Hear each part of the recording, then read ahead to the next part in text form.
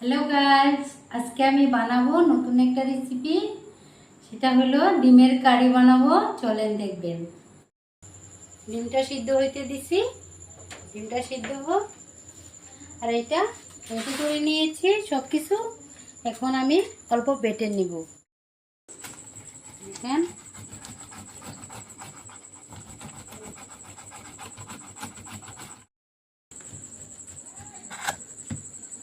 ওটা হয়ে গেল। এটা বিলাহিটা, এই বিলাহিটা করা হয়ে গেল। দিয়া দেই। দেখেন, ডিমটা দিয়ে দেই।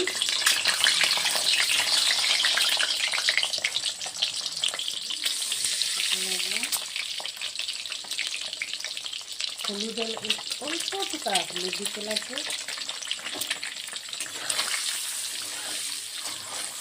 ভালো করে ওটা ভেজে নিতে লাগবে।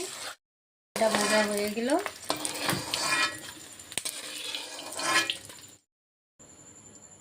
এলাইচি দুইটা দিতে লাগবো, তেজপাতা,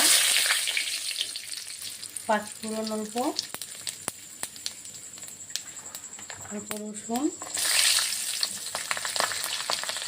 দিতে লাগবে। ভালো করে অল্প ভেজে নিতে লাগবে। পেঁয়াজটা ভাজা হয়ে গেছে। এখন বাটা মশলাটা দিয়ে দেই। সব কিছু একসাথে বেটে নিয়েছি। এখন 1 চামচ দিতে লাগবো, হলুদ দিতে লাগবো,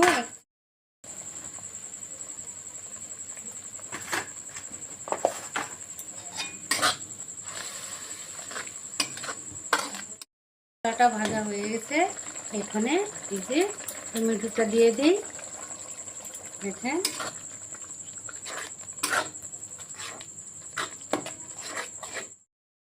ডিমটা দিয়ে দেই। হয়ে গেছে তরকারিটা প্রায়।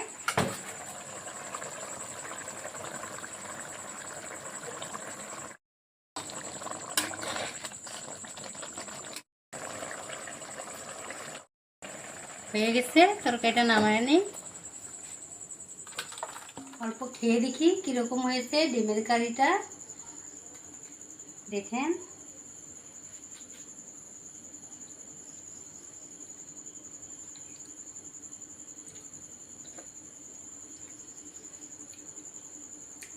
খুব ভালো হয়েছে।